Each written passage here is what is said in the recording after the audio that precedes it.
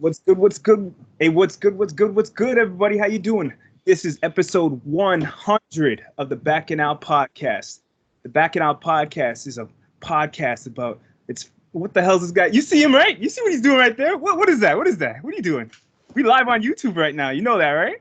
Bless. Right? Bless. Well, go on, cuz. Anyways, this is the Bacchanal Podcast, the fusion of hip-hop, video games, comics, and all-around nerd culture, all rolled up into one spectacular show. Join me, K to the C, in the beautiful T.O, and Akil in the illustrious North Carolina, as we discuss nerd culture while adding our Where's my rag at so I can spin it around like a helicopter? Where is it at? Yeah, man. So we can put our Trinity thing on this thing, you know what I mean? Like you never heard before. Episode 100. Welcome, new listeners. Welcome, new viewers. Yes, let's get it. Let's go. Let's do this. So what's good, man? This is Raw and Uncut on YouTube. Put your rag! Put your rag! Put your rag in the air! I see that. I like it. How are you doing? Can't complain, man. I'm good, man. Bless. How's your Halloween? I got my Black Panther tee on today. I like that. I got something ordered from Ripped Apparel on the way. Got a nice Metal Gear Solid one. But Halloween? Shit, man, that shit got canceled here. I think it got canceled by you too. Yeah, so what happened was like this old white lady went on Facebook and she created a neighborhood group and she's like, nope, it's not happening. And she canceled it for like everybody that one day. Nah, man, God canceled fucking Halloween here. The wind turned up on us. It got so windy. Things were just sliding on the road all over the place. People still trick-or-treated, but God was like, fuck your pagan religion bullshit. I'm done with this shit. He stopped that shit. But it got canceled by you for real, though, eh? Yeah, it got canceled for it by old Betsy or whoever made that group. And then, like, I went outside just to, like, check the weather. I put the light on. These kids just popped out like dares. They're like, nigga, you got candy. So I was just like, I'm not going to say no. I was like, yeah, I got candy.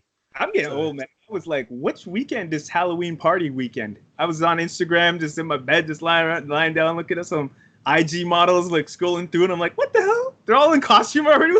I'm looking at parties, I'm like, oh shit, the Halloween parties are tonight? So a week early? I thought it was going to be Saturday night the week after. What the fuck? I feel like Halloween should be the last Saturday of October. We all got to come together and get rid of this changing the hour of the clocks and shit like that. Get rid of that. And we got to organize when Halloween and Thanksgiving is. It should always be. Oh, shit, the hour goes back tonight. Yeah, man. We got to get rid of that shit. What the fuck are we still doing that for? I need that hour, bro. I need that sleep. You ain't got kids. Nah, man. Nah. You don't need that. We need a nice regular hour. We need a regular time all the time. Not this fucking getting dark early shit. Fuck that. Nah, man. I love that dark early shit, bro. I go to bed early, sleep good. Yeah, right. Motherfuckers get good. They take time to adjust. Pure car accidents, pure chaos it causes. What are you talking about? Talking about an hour of sleep when I wake up at 6 a.m., but the clock went back, so it's really 5 a.m., so I could go back to sleep for an hour. It's the best feeling in the world, man. For you, it's fucking up everybody else. Man, I'm gonna be living my best life. Starting in 2 hours, I'm gonna be living my best damn life. So what you been dealing with? What you been watching, reading? Let me talk about my Halloween adventure. So we rescheduled that shit to Friday. But the good thing about that is everything's half off. So I went to Walmart, candy, half off, costumes, 75% off. I bought 2 costumes for my son, $5 each, baby. Oh, okay, that's what's up. Good costumes too. So I got him the Flash and I got him Spider-Man. And when he got home from school, I did some boss shit. I was like, take your pick, baby. Who you trying to be? He was like, I want to play football, Dad. He's like, I don't know. He's like, I want to swing, but I love running too, Dad. Let him be both. Well, he ended up being the Flash because he's like, yo, I want to run these streets. I was like, all right. Should have put him ahead of the time and make a fucking Marvel versus DC character and just put them both together. DC ain't ready to do that shit, man. For in 20 years when he's 40. Marvel versus not Capcom. Remember Marvel versus DC comic books? Remember that came out? Hey, that was a fun time. Yeah, that was a crazy time. Lobo versus Green and shit. And they have Batman beating up Steve Rogers. I was like, come on, bro. They be having Batman do everything. That's white privilege right there. Yeah, man. Green Lantern versus Silver Surfer. That's not even fair either. Silver Surfer. What the fuck breaks up that, man? That ain't a fair fight. He didn't stand a chance. Oh, man. I'm here looking at this. We're trying to do time codes live for the fucking podcast. So I got my mind on that right now. All right, so we good? I play this game. I think it's something me and my wife do. Like in the South, you'll see like a car and they have all these crazy ass stickers on it. So it had all these like Confederate stickers. It had like the Confederate flag and it had Trump and it had that "Don't Tread on Me" and it had the snake. Oh. Yeah, I was like, damn, homeboy really wanted to let the world know he has a small penis. I was like, he got all the stickers to let him know. So I see this woman walking and there's like this lesbian woman. She's swole. And she's walking towards that car. I said, oh, shit. Plot twist. Plot twist. So she walking to the car. She getting out her keys. I was like, oh, my God. I'm thinking this is a small penis man. It was a lesbian woman. And then last minute, she turned and went to another car. I said, oh, shit. Dodged the bullet. So like, oh, my God. Oh, shit. Because I was just sitting waiting. I was like, what? Word? It's a woman? Word? Did you see that video online where that lady, she was walking with a knife and she walked up to the little boy and she stabbed him like 2 times? What the fuck? And then she walked up to the dad and the dad didn't know what to do. And that, like, it scared me and then, like, it enlightened me. Like, guys, we need to stop being afraid. Put hands, man. we got the over, like, when your life and your child's, like, it was him, his wife, and the little son. The little son got stabbed. He survived. He got a couple stitches, but still. And then the lady started walking towards the dad. He did not know what to do because we live in a society where you can't hit women. So at first he's, oh! That was his immediate reaction. You know, my immediate reaction would have been, I would give her ass a, nice little 2-piece. I wouldn't have gave her the biscuit though, because women don't like carbs. So I would have gave her a 2-piece, no biscuit. I would have held the biscuit. Yeah. But yeah, we gotta get over that, man. When your life is in danger, don't be afraid. I don't care who it is, man. We're afraid to do anything to animals and to do anything to women. If your life is in danger, give them the 2-piece, no biscuit. Yeah. Disclaimer: we saying jokes around here. You know what I mean? We're not talking about nothing like that. You know what I mean? Don't come for us for that bullshit. We already know.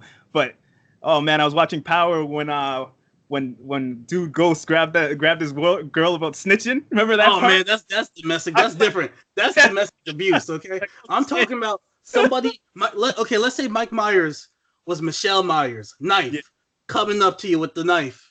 Oh, what are you gonna say? You're gonna say, "Oh man, I'm not gonna defend myself against a woman. I'm gonna just take this stabbing." Nah, bro. 2-piece. Don't go overboard with it. You don't have to hit. You don't have to give him the biscuit. 2-piece and get out of there. Just run, man. It's a tough situation in this time, man. In this time we're in right now.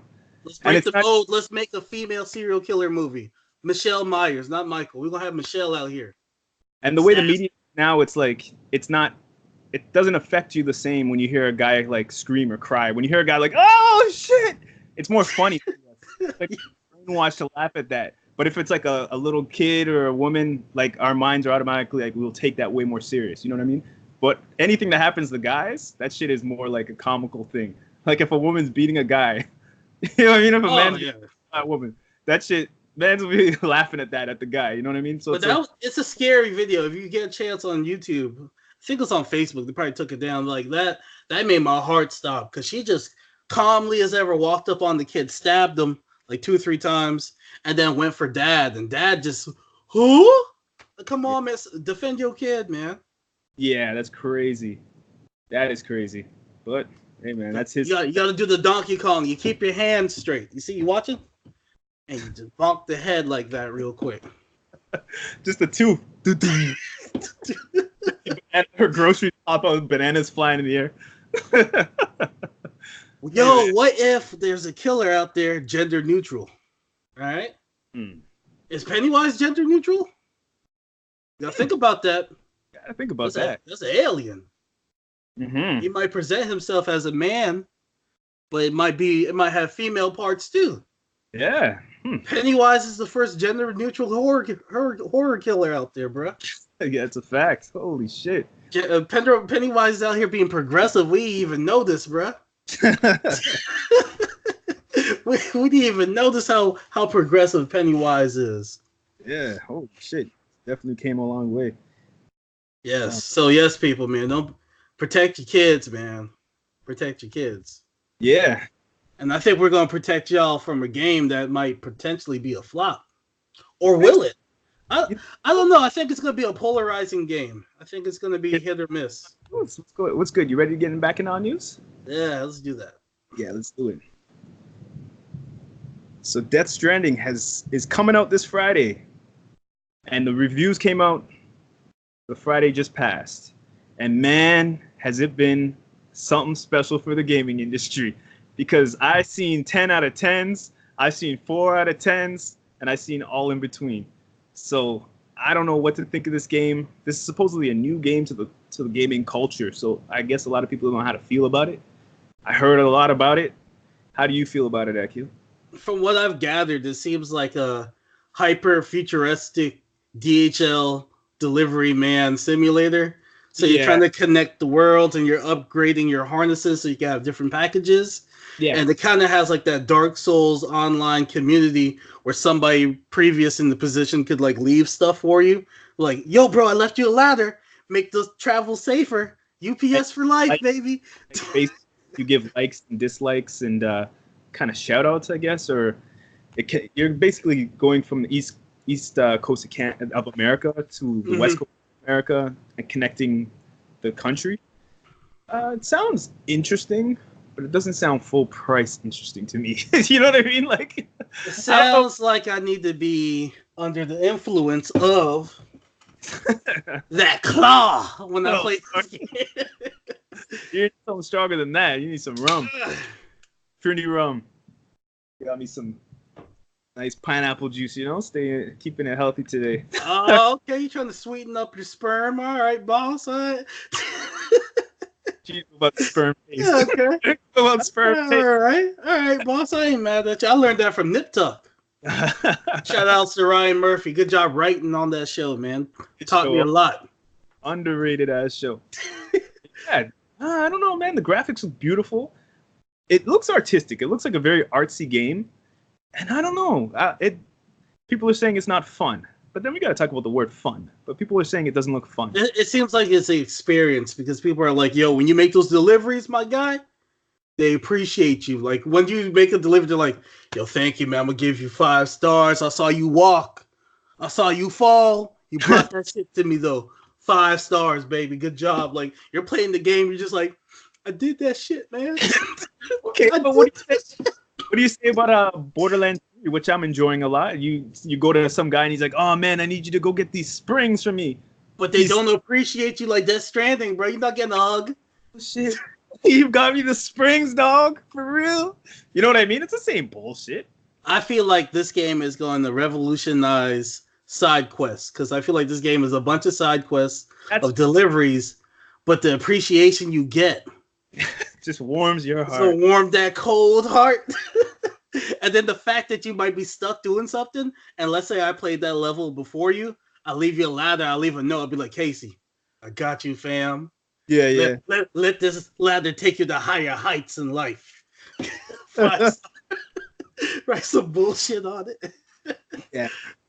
See, I'm not with Oblivion and those types of games. I'm not a big fan of the whole. I need you to go from this side all the way to this side just to get me something, and that's all those things. You know what I mean? It has to have a super strong story. Like man, it needs a super strong story. And this sounds like it's a mad confusing story. Like I read some beat it, they still don't even know what the hell happened. So I'm like, oh man. I read that the enemies you fight are like UPS guys that don't have a job, so when they see you with a package, they're like unemployed. They're like, "Oh shit, nigga, I need a job." Yo, shit, nigga, fuck. They're trying to run up on you and steal your package because they've been unemployed, roaming the streets for so long. They see you and they're like, "Oh shit, this nigga got packages." Yeah. Oh. I'm such a big Kojima though, man. Like, I know it's something. I know it's something very special, and he's been locked down and made to make one of my favorite games of all time, Metal Gear Solid. 3 is my favorite. Oh, I did 2, but yeah, 3. Yeah, well, Metal Gear Solid mine, but he's been forced to be making Metal Gear in that studio for so many years that now he's finally had the freedom to do whatever the hell he wants, and no roofs, no ceilings. He could just go all the way to the constellation with his ideas, and it looks like he's doing that in this game using the engine from what is that game with the bow and arrow again? Horizon Zero Dawn. Yeah, he used that engine. That's a beautiful engine, man. So it has a lot of elements that I really like. Horizon, I like. I like these elements, and I think I'll like this game for $39.99. I'm saying that's that's what I'm saying. Like when I watched a little bit of that 40-minute gameplay that they released, and I didn't see enough of the action I was looking for, and I was still confused from the story. So I was like, oh man, I don't want to see the whole thing, but Jesus. And then I saw the 7-minute trailer that they put out not too long ago, last week. And I felt like that showed me way too much. And I was still confused, but I felt like it showed way too much of like cool shit. You know what I mean? So I think that the biggest problem or like enemy you're going to have to face in this game, I know they have like a antagonist in the game, but I feel like the terrain you travel is going to be the biggest like obstacle you're going to have to get by. But with it having that online community where you could assist people, let's say you wait a month or two when the game is lower in price, people are going to have ladders and shit set up for you. So it's going to be a breeze by then. Yeah, that's a fact. So yeah, how he worked this out for the long term. It's just, it looks interesting though, but I don't know. Like putting down ladders and stuff is one thing, but I feel like those people who gave it low ratings wanted a newer version of Metal Gear Solid in a different story. Mm-hmm. It kind of feels like a Metal Gear Solid game because it's the same creator, but even choosing Norman Reedus, he has a Metal Gear Solid voice and kind of look to him. So that's kind of a thing that gives people that gravitate towards the idea that it could be a new espionage, you're a alpha male, taking people out, sneaking up and doing stuff type of game. You know what I mean? Let me be controversial. Would you have been happier with this that we're getting, or the PT if they finished PT and we got a full-fledged project of PT?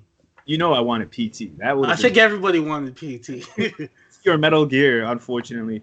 And this looks like a more happy, family-friendly type of game. Like Sony was like, we can let you do all this, but you can't go dark like this. You know what I mean? Like, and he was like, oh, I'm ready to go real dark, you know, but he couldn't do it. So that's why I like the early Death Stranding look is super dark with like the black goo falling out their face and stuff. Like it looks more horror. But then they just started, the curve turned and they just started playing it safe with the storytelling. Like, PlayStation was like, yo, we still gotta make money though. You know, like yep. You can do your idea, but we still gotta make money. And I feel like this game wanted to go into a darker space to tell us a deeper story. But I haven't played this yet, so I'm just going off of the trailers and the imagery that we've gotten so far and what I've heard from reviews. But I feel like they pulled the plane up. Kojima was like, okay, let me pull the plane up on this dark stuff, like what PT had to offer, and that sucks. Does suck, but I feel like maybe, you know, let's say Nintendo did this and they had the same concept, but it's Mario's traveling and he's put in tunnels and he's just sliding through tunnels and stuff, and you're doing an online community in Nintendo. It would have been highly acclaimed and praised. Yeah. Compared to this being like, Kojima's doing some bullshit. I'm glad he's doing something new and he's being inventive and having a different concept. I'm going to try it out, of course. So I'm going to cop it for the culture. I can't lie. I'm going to get it, but I don't know if I'm getting it day one yet, though.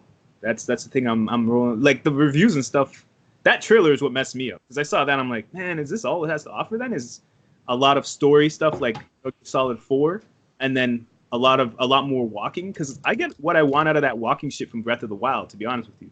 That's like if it's not beating Breath of the Wild that came out, 4 years ago, in that type of atmospheric walking around and, you know what I mean? Like, then what is it doing? Because I'll go outside and walk, man, if I want to smell some roses. If I want to deliver shit, I'll go work for Uber Eats or something, you know? Like, make real money in the real world and really be scared of my car while someone, you know what I mean? Like, while I'm going to some weird house. Like, You don't have to worry about other Uber Eats people trying to beat you up and take your package. Like, nah, bro, this used to be my territory. Yeah. So I don't know. That's a thing. And is the story worth full price? Like, I could watch the story on YouTube, man, to be honest. Like, 20 hours before you get a weapon. Yeah, man, that's crazy. It's not even. You could do non-lethal the whole game. Like you could beat up the other drivers or delivery people or whatever. You could beat them up and be like, "Chill out, bro. You don't need to do this." I heard it like looked bad on you if you kill people in the game too. So like that's why they run around with tasers and taser bombs. Okay. Yeah, so because like actually killing people is like really looked on as bad. So the game is like you have to do things to not be able to kill them. Like you tie them up to a floor. You know what I mean? Drive into them, but you can't like you can tase them and shit. Grenade tase, grenade shoot, tase, bullshit. But I heard it's not like bullets like for real that really like just sniper kill them. So I can't be like Metal Gear. I can't let somebody die and have bird shit all over them. Yeah, man. It's like Metal Gear 2 or put their dead body in the locker. Go about my business. Metal Gear Solid 5 was a potential classic. They just pulled the rug from that game, and it could have been something so like that story could have been so dope. Yeah, it had potential. Because that gameplay is damn near perfect. Like where you go to a base, you take the binoculars, you look, you plant, you make your plan, your strategy, you get your weapons that you want from your place. You know what I mean? Like that is like almost perfect for a stealth game.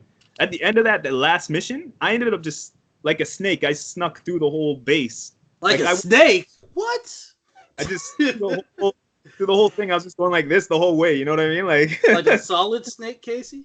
Yeah, man. I was like playing the game. I'm like, holy shit! I don't have to shoot nobody. This is dope. Like I could actually be Solid Snake. It was hard, and that's amazing storytelling in the game. For Part 5, they've done so many different stories, and that's the last one he leaves it with.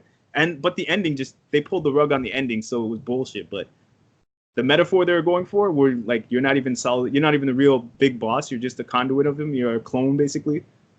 Just like you are playing the game. That was hard, man. They shouldn't have pulled the budget on that, man. They're trying to get him out of there. For that, I gotta fuck with this new game. Oh, sorry, can't swear. I'm gonna say my swear words backwards. Since you're trying not to swear now. I gotta off with that. Cool. It's just I gotta off with that game, man. You know? So I'm thinking about it. Yo, man, I got a confession to make, bro. What up? It's off topic, but I got a confession to make, man. When no one's around, I listen to R. Kelly still, bro. Oh shit. You see, that's what's wrong with this generation, man. Y'all ain't got no teeth. Oh man. I'm sorry, man. Like I was driving, I made sure nobody was. I started looking, and then I played the Ignition remix, and it hit me, bro. I was just driving. I was just like, bounce, bounce, bounce. You're like, man, fuck this shit. I was like, social media peer pressure. I feel dirty though. Like I always make sure it's not a sexual song, like a song that's not too sexual, where they're just using like sexual innuendos. I'm cool with that. But like when he's talking about love making, I can't listen to that because I know he's making love to children. Feels like you're ready. Yeah, I can't do that one.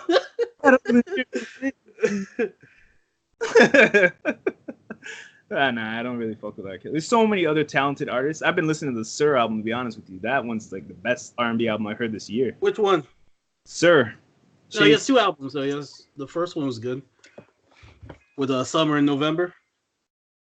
Yeah, no, Chasing Summer is the one I'm talking about. Okay, so let me try this on you. Is it working? Are you bouncing yet? You bouncing yet? Oh. Is it working? Is it working? It's wrong. Beat. All right, I'll own the rights to these songs. Oh, that's all right. Wrong. How could you? Yo, then I was listening to I Wish. Just talking about his homies getting shot. I don't even know nobody got shot, but I felt that shit, bro. So I was like, yo, man, I hope he's okay. That guy still, he's probably like, man, fuck R. Kelly, man. He lied on me. Just like, hey, I'm not dead. What's he talking about? It's a good song. Yeah, man. What else we got in the news, man? BlitzCon was this week. What happened, huh? Overwatch 2 trailer came out. They got a new map, KC, in your favorite city. Toronto. Oh, shit, for real? I haven't seen anything. Yeah, you guys are in the game. That's what's up. Fucking Grand Theft Auto dropped the ball on that shit. They should have been did that. So Overwatch 2 will exist in the shared multiplayer ecosystem with Overwatch 1, allowing for players to go from both games to play on the same maps with the same heroes. Cosmetics will also carry over from Overwatch 1 to Overwatch 2. I wonder if they got a Toronto character, a T-Dot man, you know? He's like, yo, Rinson plays in? They probably do. Rinson is in? Have a guy from Scarborough show up. Scarborough! Forwards, huh? Yo, well, go on. So what's big with it? What's good with it? So the sequel will introduce new maps and new characters, like Toronto and Sovereign, respectively, while also introducing a new PvP competitive mode and a story mode also. You want to see the trailers? They got a couple images. Is this game gonna have any of the additives from part 1, or is it a whole brand new fresh start, like starting at 0 for everybody? No. I just said it's gonna pull over. It's gonna be a cohesive ecosystem with part 1 and part 2. So everything you did in part 1, it's gonna transfer over. All the cosmetics and everything. All the characters from part 1 are gonna transfer to part 2. So what happens if I never played Overwatch before and I go into part 2? How's that? You're gonna just start fresh with all the characters, but you won't have all the cosmetics. Like, I might have a dope ass Halloween outfit, but you don't have that. That's all. But my skill level still push me forward. Okay. Skills don't do shit, man. It's all about cosmetics that you're paying for. Everybody has the same skill. I like that. So it's gonna be wearing. That don't look like fucking. Oh, they got Toronto on the map. I like it. Toronto on the map.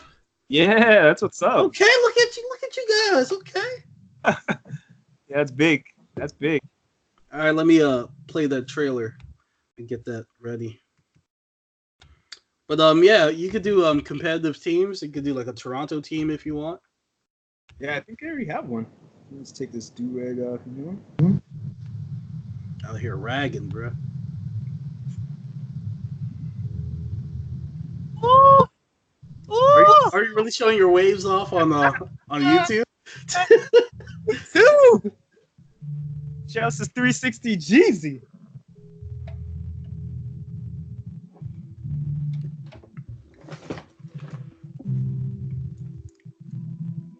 I'm gonna take some lights off as this trailer plays.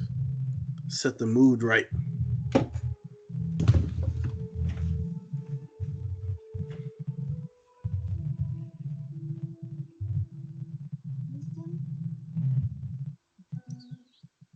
What's on your mind, May?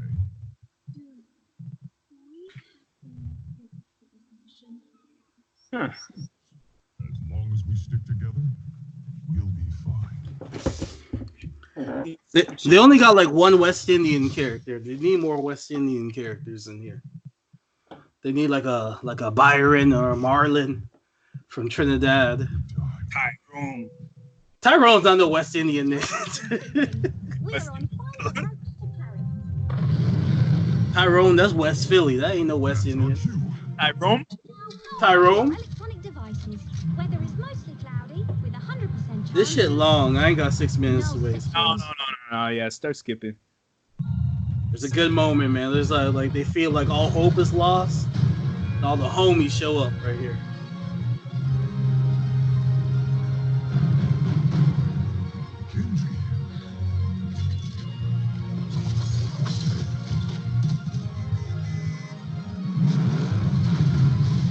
Squad.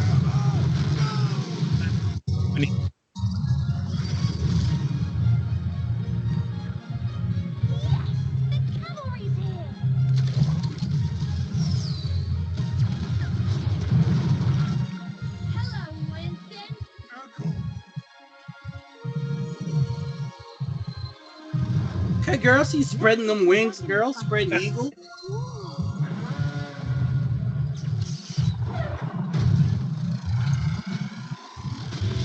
Interlock shield. How are we going to stop this thing? All right. Yeah. All right. You want to see them stop it? Put that blast on them. Come on! In your chest. Put it in his chest.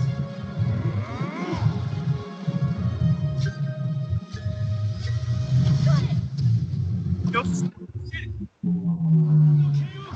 Hey, what do you like? shit. Drop them bombs, nigga. Bang. I'm like that. All right, that's Overwatch. You excited for this? Yeah, man. I didn't get into Overwatch until late. Unfortunately. Yeah, I only tried it times and I fell out. I just got like really into it. I was like, yo, this shit's really good. Especially with all the new characters, because when I first started playing it, I don't think I liked the old characters, and the new people they have are pretty dope. Oh, okay. Because I play with this one West Indian guy. He's a support character. So I Yeah. heal people, and he could jump really high because West Indians could jump high. Jump over buildings and shit. Does he have accents? Oh, yeah, he has an accent. I think he's like Haitian. Okay. That's cool. So he probably listens to Usher. Let's get to the Bacchanal and the smoke, man. Let's get to the real shits. What's going on with Hong Kong and BlizzCon? What happened with that? No, they didn't do nothing? I don't keep up with that, man. All I know is Diablo 4 was shown. All is well. Oh, man. Not all is well. I don't know, man. Oh, okay. I need to have a Chinese person on the line so they can inform me, because I am very uninformed. Okay, fair enough. I am not going to speak on this, and they'd be like, no, you are wrong! So whoop my ass. What happened with Diablo 4? Because I never played 3, 2, or 1. Damn, Casey, you missed a whole era. Yeah, man. I never got into that, man. I was more into StarCraft and shit like that. Oh, okay. So picture StarCraft, but people killing monsters and demons, and then you kill all the demons, and then you're like, you know what? I'm gonna put the stone in my head and become a demon my damn self. Diablo 2. So yeah, that's the story. Yeah, you killed all these demons, and then the guy, he's like, yo, this demon stone looks kind of fancy. I'm gonna put this shit in my head. And then the guy that you were, you have to kill your previous character in Diablo 2. It's kind of like a cycle of fuckery. Okay. And Diablo 3, is that good? I didn't get to beat it, but again, there was a girl helping me, and then she got mesmerized by that demon. Oh, Lord. Kill her ass down, too. It has a Lord of the Rings kind of sound to it. Like yeah. Oh, okay. It's fun though. It's like a looter, not a looter shooter, but a looter stabber, I guess. That's not a word. But you're just looting and killing and getting gear and getting the better gear. And our cousin Joshua plays the shit out of it. Okay, that's cool. Good. Everybody has something. I've been playing what's that game? Outer Worlds. I'm liking it. I do not like the combat. The most I can do is like slow down time, but it doesn't really help. Because I'll slow down time and then I'm reloading my gun. But I'm reloading that gun in slow motion. So that shit ain't helping. I'm just watching my slow down time meter go down as I'm reloading like one bullet at a time. Yeah. That's the same makers as what was that game again? Fallout, New Vegas. Vegas. Yeah, Obsidian. So the combat's okay. You're there for the story. The story's good. The dialogue's good. I was trying to hit on this one crew member. I was trying to get her, but she was a lesbian. So now I'm helping her out get the cheeks of this one Asian girl she into. You're like, I gotta at least see this girl get banged up by something. Something. I'm not doing my job right. So she keeps coming to me for relationship advice. So I've been doing her side missions. I'm like, nah, girl, you gotta be aggressive with her. Tell her what's good. Yeah, I heard good things about that game. I really like it. It's a little clunky. It's not very much advancement from what it was before. Like as a smooth, like do you know how The Witcher 3 came out and it was so much smoother than Far Cry 4? I know they're two different, one's futuristic and one's in the past. I know that, but I'm saying like how the actual mechanics and the gameplay engine is. From Far Cry 4 is like it's a shooter and a third-person action game. No, but they're both the same type of game where you're in a world and you can walk in a room. Far Cry 4, you walk in that room and it loads to get into that next room. You're talking about the game mechanics are smoother in The Witcher? Okay. Bar and you're in there and people are talking shit and drinking. You know what I mean? But Far Cry 4 didn't move very forward from Far Cry 3. And people thought Obsidian would have saw that and noticed and updated their engine. But the engine didn't have a great advancement from the older game that they made before. That's what I'm saying. So you might be like how they have it. I look at it as like a block system. They have a block of a territory that you could walk around and interact with, and then when you need to go to the next block or loading area, you're going to be hit with a barrier, some type of door or an elevator. Click on that, it's going to load, and then it's going to load that next block or segment of area that you could go to. There are some open world areas that you can explore. But like one place I was in, it was like a spaceship. So most of the ship is all loaded within the first realm. But once I needed to go below the ship, I had to load another area. It was seamless walking from area to area. It wasn't like I didn't see any frame rate drops or anything like that. But when I did have to load to the bottom area, that load took like a good minute and some change. So it had frame rate drops in that moment. No, it didn't have no frame rate drops. It just had had like a long load. Is the game clunky at all? No, I just don't like the combat is. The combat, does that feel like Fallout combat? Or is it more like Doom shooter combat, like more smooth? And Nah, it's not that damn smooth. It's not Doom smooth. It's good. It's passable. It's passable. Combat-wise, I'll give the combat like a 7, and then I'll give like the story and dialogue options a 9. Nice. Okay, I'll have to check that out. Another game I'm playing is Luigi's Mansion. On the flip side of that, combat's easy as shit on that game. Combat's literally blast them with that shine the ass where they can't see. You hit them with that light like this. You watching, Casey? Yeah. That light, boss. This is what you do to them. You hit them like this. They can't see. And then from there, you just suck, and then you do a slam move. You press I think it's B. And you do that for everybody. It's a boss, shine, beat the shit out of you. Just slam it. It's a satisfying feeling though. Because they'll do some fuck shit. One of those ghosts went up behind, try to grab my drawers, try to violate me. So I had to shine that ass and slam. But when you do the slam, it hits all the nearby ghosts beside you. So if you have like 5 ghosts in the room and you slam in one, you might take all 5 out. One and done. So that's what makes the combat easy.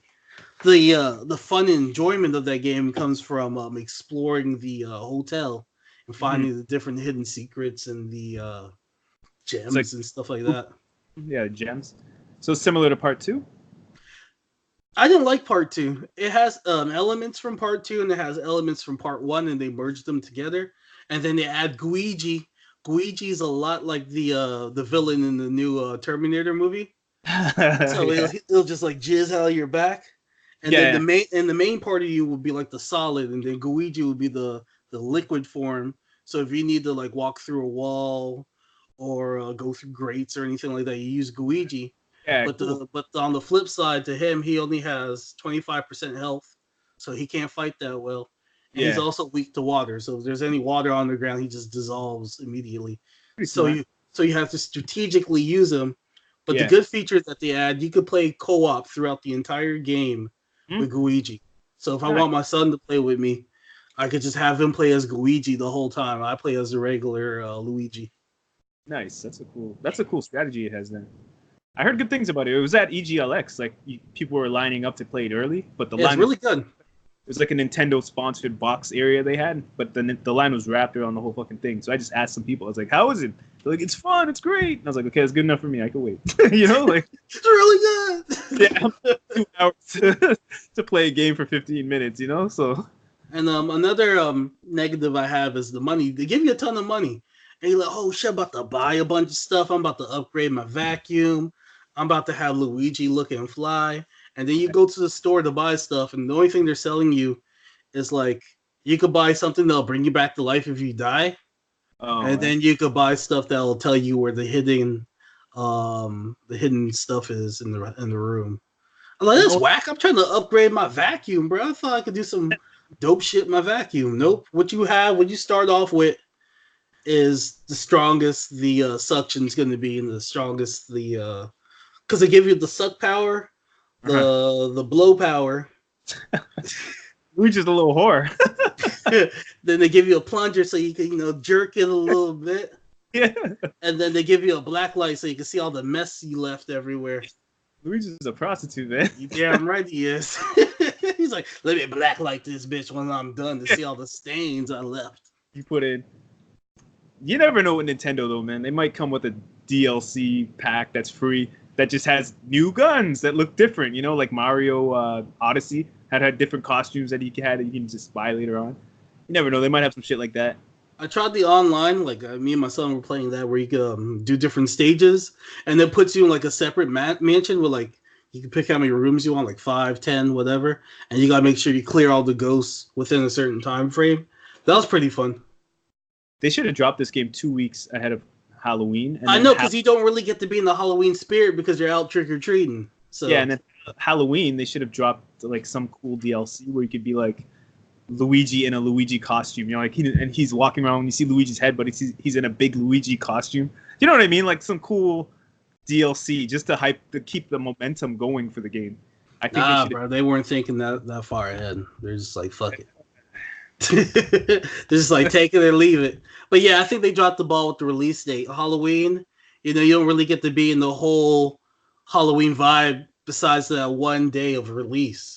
Yeah, because like I gave you a week or two to enjoy it. I was in the mood for movies. I had Candyman lined up, different movies, you know, Halloween style movies, scary movies and shit like that lined up. Games, I was like, yeah, I want to play Until Dawn and beat that finally, like different types of games, you know. But yeah, they should have dropped it early. Would have been a really good idea.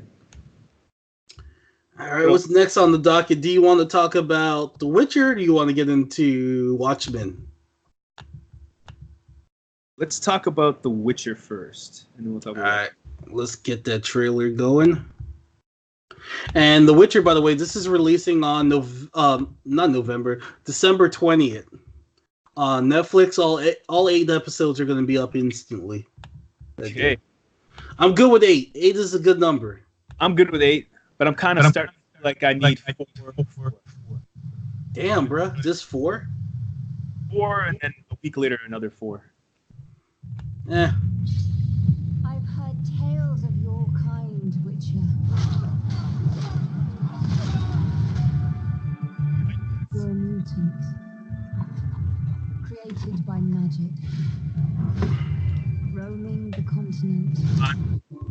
We don't want no kind. Magic. Hunting monsters for a price. I thought you'd have fangs or horns or something. I had them filed. He's at an orgy. He don't even look like he's having fun. Like Geralt smirks at least. I just see Superman with white hair. Yep. Is the way and what they say I am. All of our choices draw our destinies closer. If he is out there, there is still hope. I have to find Geralt of Rivia.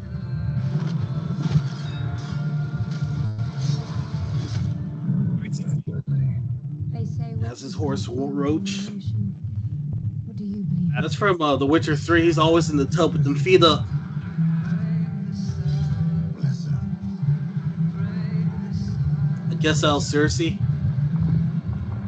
Or Suri, I'm sorry. It's all the same. Random black woman.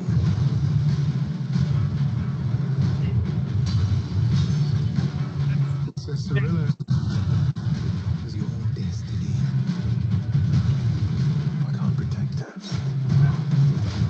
If you dismiss it, you will unleash true calamity upon us all. Combat looks good. I'll take that chance. Yeah, when his eyes turn different colors, that's when he's been sipping on that lean. He been taking too much potions. Yeah, when he got too many potions in his systems, he started looking like a demon. It looks cool. I'm not mad at it. I'm excited to see it. I just don't know enough about the backstory before The Witcher 3 to know much about this. So yeah, you don't need to know no backstory. He loses his memory. He bangs a redhead.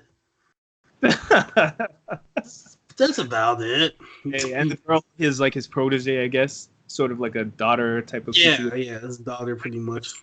Yeah, so it looks cool. It looks interesting. His acting. Let's talk about that. From what you saw from the trailer, what do you think? I'm still concerned because Geralt's a hard character to portray because he doesn't really have emotions, yet he still emotes. It's kind of like, you know, the comedian Norm Macdonald. how he tells jokes in like a dry, sarcastic way. See, he's waiting to find the note. Like he's like waiting for you to. He's like, yes, that's how Geralt is 99% of the time. Just the same. He's same tone, same everything, but he'll tell jokes, but they'll be monotone. They'll be like this, like, same kind of voice all the time. But he's still like charming and making you laugh, yet like restraining himself emotionally. I'm not sure if Henry Cavill could do that because he's good at not showing emotions because he's a very wooden actor. But you're still gonna have to like portray that with your eyes and know how to do the deadpan humor. I'm not sure he's gonna be able to do with Geralt. Geralt's a fly dude, bro. Like I like Geralt more than I like Solid Snake, because Geralt makes time to clap cheeks. Solid Snake's I got the mission, blah blah. Not Geralt, bro. Geralt's gonna hit a brothel or two. He gonna get the mission done. Yeah. But he's gonna hit a brothel or two. He's a real Egan. That's backwards. You damn right. You damn right he is. Henry Cavill's acting, man, in the trailer. He had one scene in this whole trailer where I saw his acting where I was like, that looks pretty good out of everything I saw. So I'm a little worried about his acting. The fight combat looked pretty good from what I saw so far. And the magic, the budget in the show, see, I'm saying movie, it looks pretty good. It looks like it's a movie that it could be on the big screen. So that's why I'm excited. I'm excited. Even if his acting's not going to be great, I know the combat's going to be there. The actress playing Yennefer, she looks like she's holding the show more than Henry Cavill acting wise. Yeah, looks like the actors around him are do a pretty damn good job in the trailer. Even in Batman vs Superman, every scene he was in with like Ben Affleck was just like acting circles around him. He's just like, he was Superman though. Ben Affleck was being Ben Affleck to me. Nah, bro. When he walked up to him in the dinner scene where he's like, "Oh, you're Clark Kent, I'm Bruce Wayne," he went in on him. That wasn't acting, bro. That was. I felt like that wasn't even scripted. That was just life. He wasn't ready. He wasn't ready for that. He wasn't ready for the big boys. He just seems like he's like one of those actors that's a pretty boy and he knows he's a pretty boy, so he just. Like the dude who played the Joker, not the last Joker. Oh, Jared Leto? Yeah, he's like a Jared Leto actor to me. Like he knows. Nah, Jared Leto's a good actor when he doesn't mess himself up, man. Like when he's like focused on the role, like he did a good job on the Dallas Buyers Club where he was a transgender woman. Best one. That was his best one. And when he did that, he knocked it out of the park for sure. He was getting Fight Club where he got the shit kicked out of him a couple times. I'm gonna rewatch that. I'm gonna rate it here. I'm gonna say Fight Club. I'm gonna check that out. Because I seen that a long time ago, and I don't even remember him being in it.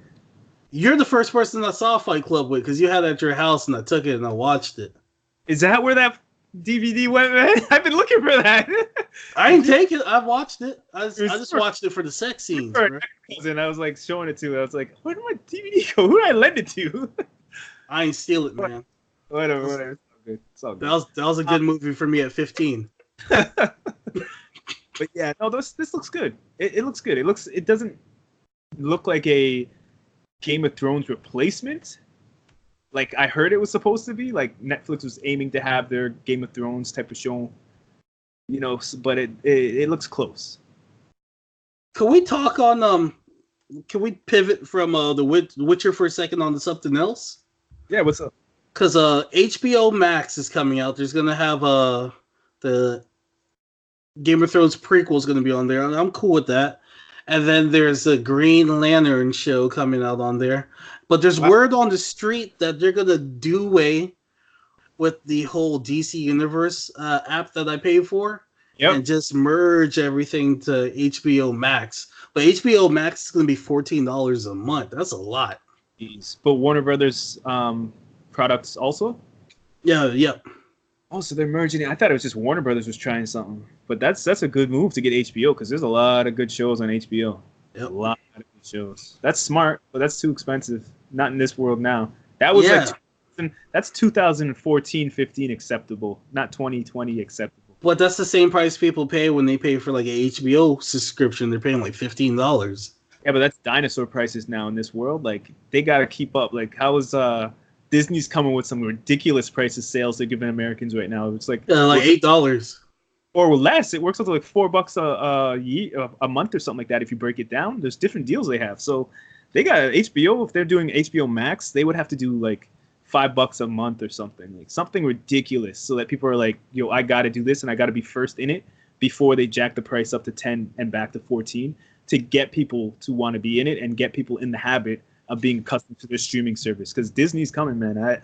I told y'all from the first couple of podcast episodes, I was like, Disney's coming with something serious, and it's showing true right now. That shit's gonna be affordable, and it's gonna be a lot of shit. So they gotta come serious, because Netflix and Disney are the top two right now. I feel like I'm blinding myself with this light, man.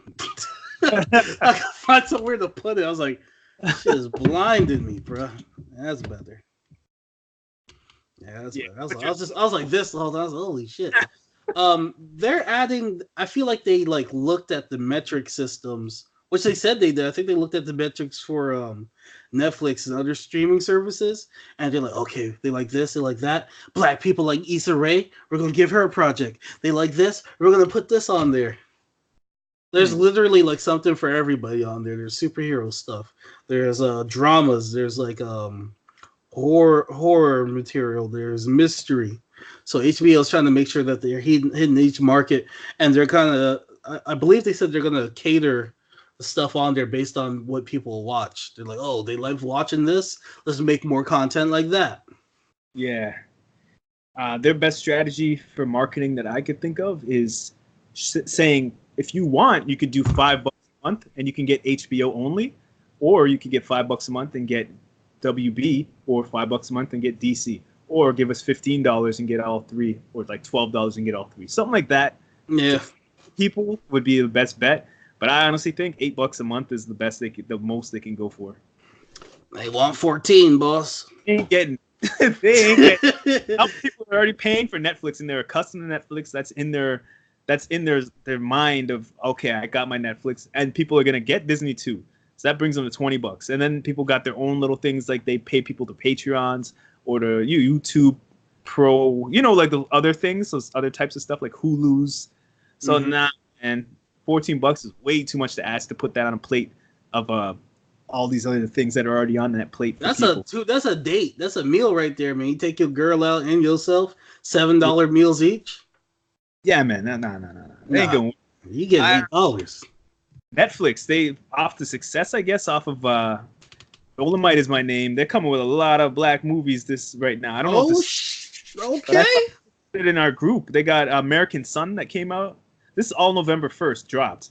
American Son. They brought out Love Jones, Paid in Full, Cleopatra Jones, Getting Played, King's Ransom, Listen Up, The Lives of Quincy Jones documentary, Harlem Globetrotters documentary, Jimi Hendrix movie, Money Talks, Sparkle, Superfly, and it just keeps going. They got everything but Booty Talk. That was a one too. There's a Booty Talk on there, but Netflix got me, man. They got with Pinky. They got the old school ones with Pinky on there. Oh shit. That's a legend right there. Netflix After Dark right there. They should have that. You just put it in the passcode. Yeah. You can get Booty Talk.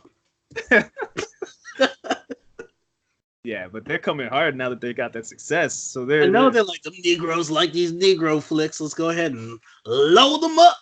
Just shove it in. These Negro films on here. Yeah. That's cool, man. I'm glad they're paying attention, man. They're paying attention to what's popular, and the where the metrics that they usually don't even look at. They're more concerned on, who's watching The Queen and Downton Abbey. Man. But nah, they see this big hit. They're like, all right, let's market this and focus all these movies that they probably had there the whole time, but now they're like marketing it like it's here, right? You know what I mean? So now it's like, holy shit, Superfly's on this shit. I want to go see if it's the old original or the new version, because it's the old original. I'll watch that. If it's a new one, Oh yeah, I watched the new one already. So yeah. But like, let's think on the flip side. Like, let's say racism was just popping hot in these streets. Disney would have been like, yo, we got what's it called? Song of the South. We got Song of the South. We got the original. What's the one with the crows? Which one had the racist crows in it? Dumbo. Yeah, we got Dumbo with the crows in it. We know that's hot in the streets right now. Plus got that, man. Disney Plus, man. I hope they got the crow version. Yeah. It probably will. We'll see. Is Song of the South on there? I don't know. I'm gonna have to find out, man. So would you pay for HBO Max or what? You feel Hell no, I got $14.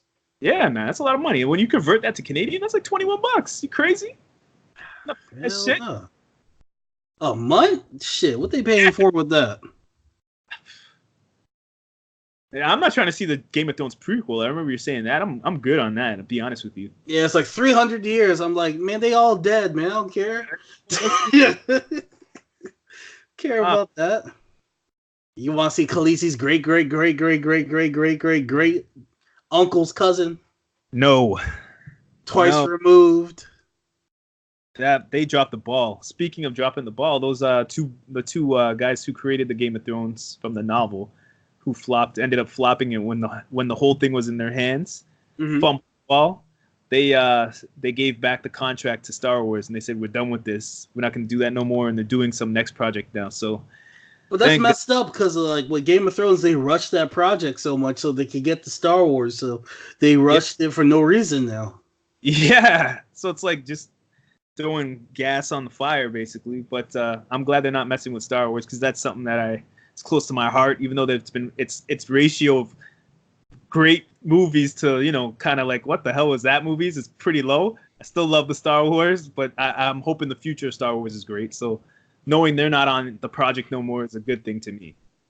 I ain't gonna lie, bro. I feel like what we got with Death Stranding, we gonna get that with Star Wars, bro. It's gonna be some bullshit where they're gonna be like, Kylo, you got good in you, bro. You gotta believe. And he's gonna be like, I can't. And he's gonna sacrifice himself. And it's gonna end that way. Yeah. I think that her dad is the guy with the electricity, and she's gonna find out that that's her father. Rise of the Skywalker. Who's rising? That's a Skywalker. She's gonna just take the Skywalker name. Kylo Ren's gonna sacrifice himself probably to fucking save. Kylo's a solo though. He's not no Skywalker. He got Skywalker blood in him, but he's a solo. Yeah, but you ain't gonna disrespect that man's dad like that, bruh. No, I said he was. You did. I'll say he trying to remove the solo out the man. I never brought up Kylo. No, she's just gonna take the Skywalker moniker and just be like an invisible figure. She needs to be Luke's bastard child or somebody's bastard child. Fucked all that up already, man. I'm sick of the Skywalkers. Just sick of the whole. Yeah, me too. That's why they gotta end that. It's ruining the universe. I feel like Mace Windu at least got one illegitimate kid out there, just with a purple lightsaber, just somewhere like, where'd Daddy go? Just looking around for him. There gotta be at least one black Jedi at least out there. I ain't gonna lie. I was watching earlier today. Yeah, earlier today I was watching The Last Jedi. Was it called again? Remember the last one that came out? Yep. And it was pretty damn good up to the part where Finn said. Dude was like, you must have a million questions wondering what's happening. And then he just goes, where's Finn? Or what's her name? I'm like, where's Ray? Yeah, that's all he cared was like, he said, where's my white woman? Shit, I needs my white woman. That was the point where the movie went from, this is actually really good to, what the fuck? And then it just went, like, dude through the thing behind his back, Luke through the fucking thing behind his back, all this shit. I was like, nah, this movie, that's where the movie just got shaky and just bro, that's apart. The first 20 minutes you talking, bro. The movie 35 minutes. And after that, it just went, then their plane got stuck in the fucking galaxy going slow behind the other plane and all that bullshit. I was like, oh, what are they doing? I just started fast forwarding. I was like, what? I have a theory. There's some black Jedis out there because when the Jedi Accords happened, they start killing us. We show up late to work from time to time. So, there's a couple black Jedis who didn't show up on time. And then they heard like, oh shit, Anakin out here killing. Shit, I ain't a Jedi no more. They threw their lightsaber out. They got that force in them still, but they ain't using it. Next one. Samuel better be the next one. You gonna tell me that he survived that fall? How the hell could everybody else survive falls except for him? He's like a Jedi master. Nah, man, because he's purple. He got that purple drink lightsaber. I was like, come on, man. They gotta be some black Jedis left, man, because the minute we heard somebody was wilding at work, we didn't show up. They like somebody pays them like, yo, Anakin out here tripping, bro. I saw him walking because Anakin had that school shooter look. That whole episode 3, he had the. He was wilding. He shot up the school. He killed all those other Jedi. Killing kids and shit. Yeah, bro, that was messed up. He had that look. And I know there had to be 2 or 3 black Jedis that are like, hey, man, I ain't messing with Anakin. He wild, bro. And they probably like, yo, Anakin's calling some kids into the room. I'm done with this Jedi shit. They probably start taking their vest off. They drop their lightsaber. They're like, yo, I don't know about no Force. I'm done. I'm about to go do UPS with my uncle. I'm done. Kylo Ren had that same look, and Luke Skywalker saw that look from when he was a kid. And he was sleeping. He's like, yo, he's got that same look his grandfather had. I got that shoot up the school look. So he was about to kill him right there in his bed, remember? They should have been racial profiling him. They would have been good. That's what Yoda was doing. Yoda saw him. He was like, I seen that look before. Yes. Yoda's like, I know that look. Don't train that boy. Because Yoda kept telling Qui-Gon, he's like, no, we ain't trying to train him. You want to shoot the shit up. Yep. He's like, I seen that look. That we call that the school shooter look. Kylo got that same look. Yo, is Kylo an incel? I don't get no cheeks. Some American bullshit. I don't know. He ain't no American. They got incels in Canada right now. Mad as hell. Online shit. I choose to be celibate. I call that loser mentality. That's what that is, man. Yo, Kylo might be a loser, but he has anger problems. He broke that mask and then he put that shit back together. What kind of move is that, bro? You could have $1 billion and live in a mansion and have all the bullshit, and you're still a fucking loser. It doesn't matter. That shit ain't important. Isn't that Kylo? He got that big spaceship. He's a loser, man. Kylo's like the king of the incels, bro. Let some old fucking man with a bun-up body tell you, oh, you're a boy and all this bullshit. I got from day one. You got the blood of the kings in you, man. What the fuck you doing? Beat up your own mask. Why are you wearing a mask anyways? That's like makes me look cool. Clown, and then you got the old shucking and jiving Finn. Where'd that white woman go? Man. Where's she at though? Y'all got me a new spine so I can shuck and jive. The man came out of a coma and he didn't even think about like where's his clothes. He's buck naked in a bag of where she is. Water spraying everywhere. Oh man, that's where the movie just died. I fast forwarded to the fucking part where the fight scene was in the red room. I was like, okay, it's better now. But other than that, trash. And then the Asian girl was trying to hook up with him. He's like, oh no, that white woman's though. Yeah, you don't smell like coffee, and cigarettes. I think they're gonna cop out and they're gonna put him with they're introducing a new black female. They're gonna cop out and put him with her. I was Stoops, just like I just did. They're gonna do that because she was riding on something and he was there. He's just like, okay. I think Finn's at the point now in his career where he's like, a hole's a hole. If Finn don't get the Jedi powers, I'm done, man. He's not getting a Jedi nothing, bro. They got me, man. They hyped him up saying that, yo, he's one of the first stormtroopers to break the mind control and all this stuff. Nah, man. He should have stayed of a stormtrooper. Fuck that. Waste, man, bro. Waste youths. It's a waste youth. What else we got on the docket, man? Oh, God. I just go on these Finn rants, man. Damn Finn. I think we got the Terminator now. Get this Terminator review then. I think we got everything. So it's been a long time coming, man. This is like Terminator 5. Jesus. We've had several reboots. We had a reboot with Christian Bale. We even had a reboot in 2015 with old Khaleesi from Game of Thrones in there playing Sarah Connor. I saw that. That was terrible. Yeah, that was. Now the original Sarah Connor is back. You know who she reminded me of, like look-wise? She looked kind of like your mom if your mom was like a badass killer. I'm a choke you from this fucking screen. She did. If your mom was a white woman, but she didn't age well though. Your mom don't look like that. She looked like she had a hard life, like she been drinking liquor every day and just living off hatred. Yeah. This guy's throwing your mom jokes in fucking 29. I don't know mom jokes. She didn't have we were recording. Whatever. Your mom's my aunt. It's not even like we're not family. Your mom, bro. Cut tail. Get to cut tail. That's like That's like twins arguing, being like, "You're ugly, bro." Got the same face. Yeah, that's the dumbest shit. Two twins arguing. Nah, bro, you ain't cute like me, bro. You ugly, son. Nah, man, I'm the cuter twin. You ready for this? Yeah. All right, man. I'm gonna hit the play. Talk. Yo, when she arrived naked, I saw her. I was like, okay, you got a little something on her. She's Canadian too. She's a good actor. From Vancouver. Oh, okay. Linda Hamilton didn't age well though. She doesn't look 63. She looks 73. But they showed you her after the film. She don't look that old. I guess they like aged her. Yeah.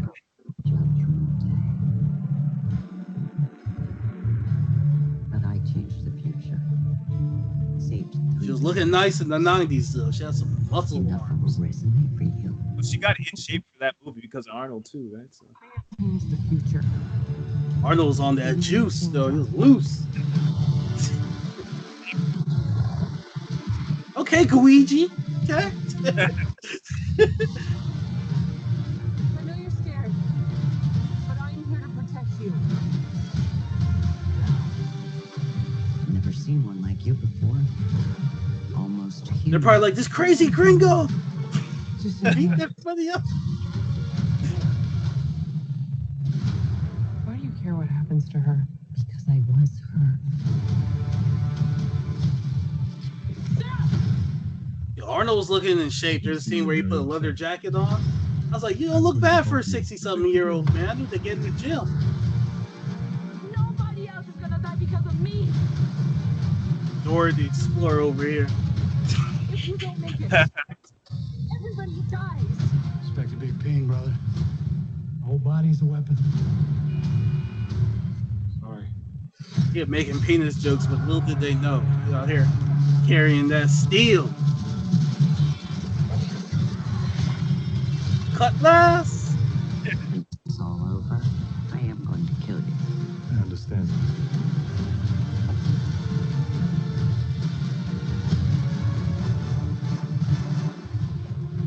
This movie has some great action sequences. It's like, eat lead. That's what you should have said. Eat bullets. Alright, Terminator, African American Fate. yeah. So I missed the first maybe 5 minutes of this movie. I got in there a little late. Alright. Well, he didn't really miss much. They did the whole usual showing up naked. They started with the character Grace. They showed you her arriving in Mexico butt naked. Boy, they did a nice little butt shot. Tim Miller, who directed, he started on that for a minute. He lingered on it. And then he backed out and showed the rest of the scene. I was like, you little pervert. Yeah, we'll get into it in spoilers. For now, we'll do a spoiler-free, and then we'll get into spoilers after. How you feel about that? Yeah, that's fine. Talking about booty shots ain't no spoiler. No, I never said that. I'm just... Oh, okay. I was going to say. Remember, we're doing a podcast. So they're not like, this guy's good. Are they going to spoil this? Because I haven't seen it yet. Let me fast forward. No. We're not going to spoil it. Nah. So Mackenzie Davis, she's like your new, I guess, like Terminator type character. So the plot for this is we're following a character named Danny Ramos. Yeah. She is somebody in the future that's going to change the future. And then they send a new Terminator after her. Played by, where is he? What's his name? I just automatically call him Ghost Rider because it's the character that played the actor that played Ghost Rider in Agents of S.H.I.E.L.D. I seen the trailer. What was the name of that guy? The Spanish guy. Is it Fran Fernandez? Is that him? No, that's not his name. Did they give him a name? I'm just trying to realize that. The bad guys were called Legion, but what was his name? They're just like, yo, he's back. They just kept saying like they never really gave him a name. Yeah, they didn't really do a very good job with that character, in my opinion. He did a great job acting, but his development of like that whole thing to me was a flop. But I got mixed feelings about this movie. I felt like the set pieces were beautiful and amazing, but it wasn't as raw as Judgment Day. Judgment Day is forever in my mind like one of the greatest. Oh, that's number one, bro. Yeah. I don't even call it Terminator no more. I call it T2 Judgment Day. Like Terminator to me is just like a good like extreme version of Tag. You know, that's what I call Terminator. Like this dude in this movie, he was just trying to tag her. Like this whole time, he's just trying to get to her, and like they just kept stopping him. But it seemed like he just wanted to be like, Tag, you're it, bitch. You know what I mean? But like, so the bad guy, Gabriel Luna is the actor's name. I was right. He did not have a name. He was just called Terminator. They didn't even say like T-27,000 or something. They didn't do nothing like that. Yeah, so they never established the name for his character. Natalia Reyes as Danny Reyes. It was her and her brother they introduced you to. She's Danny, he's Diego. I automatically thought of Dora the Explorer. I was like, oh, it's Dora and Diego. And they're living as brother and sister in Mexico.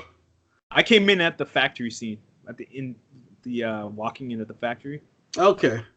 Yeah. So I took this as the director was like, yeah, we've been sending these white guys to get the job done. They haven't been doing it right. It's time to send a Mexican so we can get it done efficiently and for a good price. So they sent the Mexican Terminator this time. And his power is he has the same like metal skeletal features as like a T-100, but it's a little bit more advanced because he has like this Luigi goo that like comes off of him so you can split into two. Yeah. So my thing is I was always like, just focus on the shell and the goo won't have anything to go to. That was my mind frame. Just take the shell out. It's gonna just be a slime person you gotta fight after that. Never knew why that didn't work. There's a lot of things that I had questions about in this movie. This movie felt like it was written like another time, like before the 2018. Like 1997, they probably written it and then it just got here. And they updated it a bit. Like, it had cool parts, but it's just, man, they dropped the ball again, in my opinion. So this was produced by James Cameron, but I think he just put his name on it. James Cameron makes amazing movies, man. No, he produced it. He didn't. He produced it. He didn't direct it. No, I know, but I don't even think he was like, this is the budget, use this. You know what I mean? I don't think he had anything other than like. No, I'm reading. He produced it. It's produced by him. It's directed by Tim Miller, and it's produced and written by James Cameron, and the story by Charles H. Eagle. Yeah. There's like 8 other credits when it comes to the story, so it has like 8 writers. So that could be partially. I know as producer, but I think they just approved it by him for this idea, and this is when he finally said, you know what, this could work. And then they were like, okay, can we use your name to commercial this movie? And he was like, cool. You know, like I honestly don't think he had any real production, like saying like, oh, you should do this or do it like that or put this detail into it or do this. You know, like I don't think he looked at the budget and said, save the budget for this and this. I don't think he really did any production in this. I think you want to hear some creepy backstories with this? Yeah, let's hear it, man. So Linda Hamilton used to be married to James Cameron from July 26, 1997 to December 16, 1999. They divorced because she felt like he married Sarah Connor, not Linda Hamilton. Like he kept trying to make her do Sarah Connor stuff. That's crazy. I take that as like during sex, he's like, yeah, girl, I'm gonna terminate that damn thing. Hey, not, girl. Go ahead and do that line that I wrote for you in the last movie. Yeah, that's go ahead and get them arms flexing.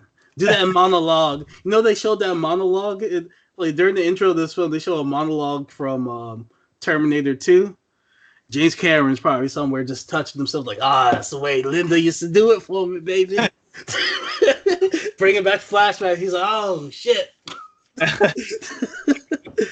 So that's why she's been kind of hesitant with the whole Terminator thing, because her and James are kind of on shaky ground, because it's weird. That's your ex-husband, and he's kind of making you cosplay for life.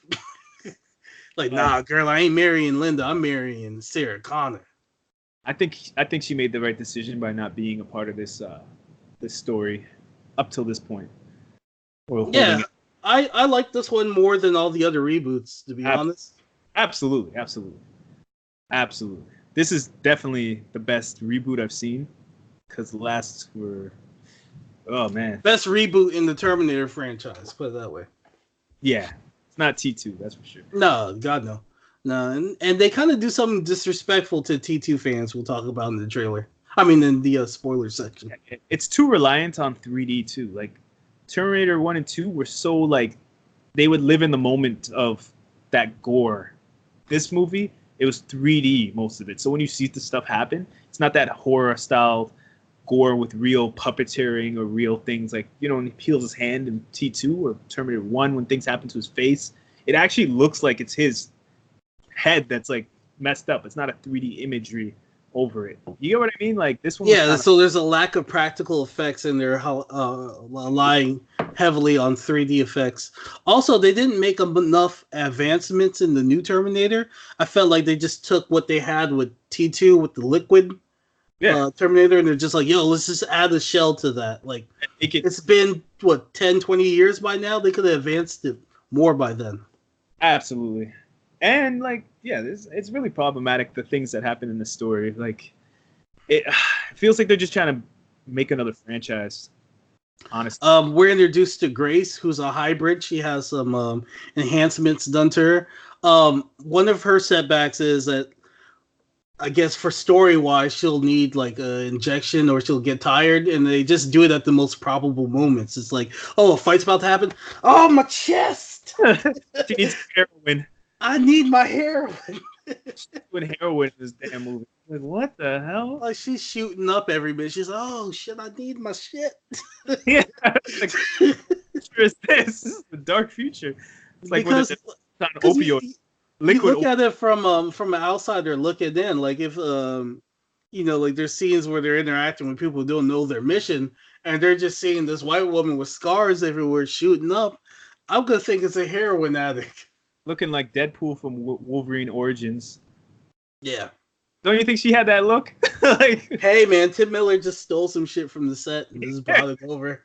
Pretty much. Yeah. Now, she did a good job with the character Grace, but I didn't like some of the dialogue. Yeah, the actors, they did a good job with what they had, but the dialogue definitely dropped flat for a couple of times, especially when they brought back a lot of things like what you saw in the trailer, when she's like, I'll be back. You know, she says that one-liner. Like, that was one of the things that was so awesome about Arnold back in the day. And he didn't even, like the one-liners in this weren't hitting like that, you know?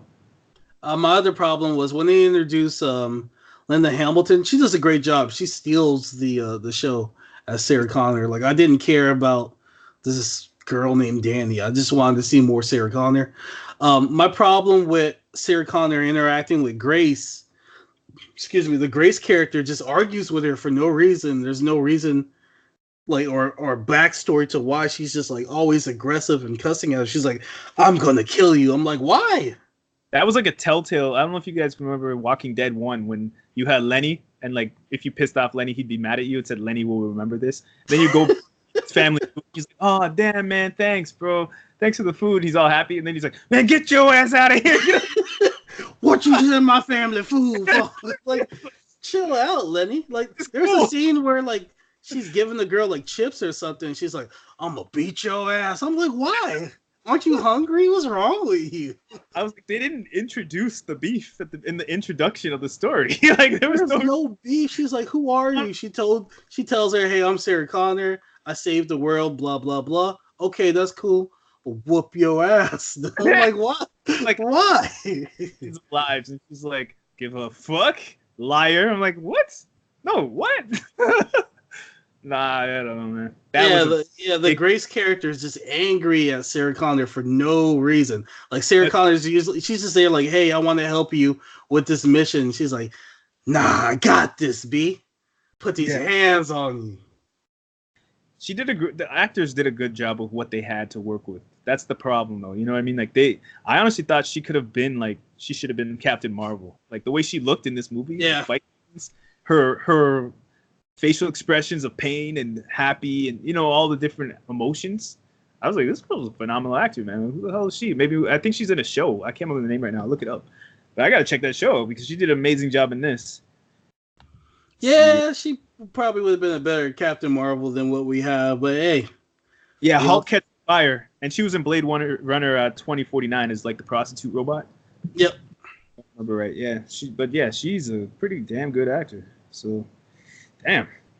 I was watching Kong, the King Kong movie with Brie Larson in there. I was just like, yeah, I don't think she's that good of an actor, man. I think she just lucked up with that movie Room and been downhill from there. I was watching her in Kong. I was just like, she seems like the same, like in everything else that I've seen. So whatever, we're stuck with her.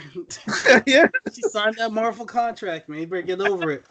I thought Danny did a good job as the story went on. As it progressed, I thought she did a pretty damn good job with what she had. Like I said, the actors, they did a good job with what they had. Minus her brother, he sucked. Like, his name is Diego Bonita, and then the character he played was Diego Ramos. I was like, you lazy, Ray, you change your name. You play Diego. He's like, I'm gonna play myself. He literally hits on the girl, and then he's gone for the rest of the movie. He's like, yo, she like me, eh? Does she like me? It had a lot of actors in there that if you watch, like, it has a Spanish Netflix show that's like Orange is the New Black, except it's way more hardcore. And it's like all subtitles Spanish.